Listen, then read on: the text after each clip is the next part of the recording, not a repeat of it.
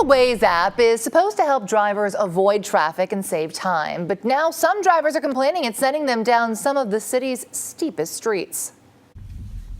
Steep hills are a staple of San Francisco's streets, and as local drivers quickly learn, you never know what's on the other side of those blind crests. I mean, it's always for a split second that gut-wrenching experience because you don't really know what you're coming over the top to. But whether or not you like it, navigation apps like Waze now often detour drivers around traffic and through residential neighborhoods up and down these steep hills. I usually use Waze to do detours. If you're not prepared to go up the hills, then it can be a little scary.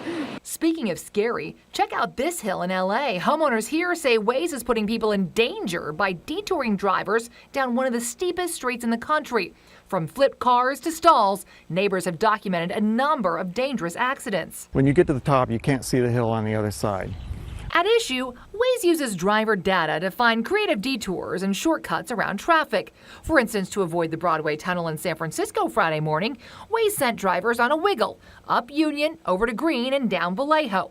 But what you wouldn't know by looking at the app, these steep streets have a 20 to 21% grade, almost as steep as Lombard. That's definitely a tough situation to be put in if you're just visiting or you're driving stick in the city. And novice, unsuspecting drivers may not realize where Waze has sent them until it's too late to reverse course. People will do whatever the app tells them to do, and it's scary sometimes. The city of Leonia, New Jersey now restricts side streets to residents only during rush hour, which prompted Waze to remove the shortcuts. Well, I think as more and more people use these devices, it's something that we'll have to look at. We'll have to continue to monitor. We'll have to explore what options are out there. But for now, SFMTA's Paul Rose says drivers need to be mindful when relying on apps to guide them. Well, especially in San Francisco, when we have these very steep hills, you might not know until it's too late.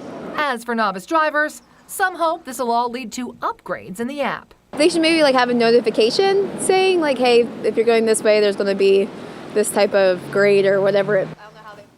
Now, Waze wouldn't tell us if it would consider adding that feature, but in a statement, Waze did say while a driver may question the gradient of a hill, the city has placed a public road there, which means it should be considered usable within Waze.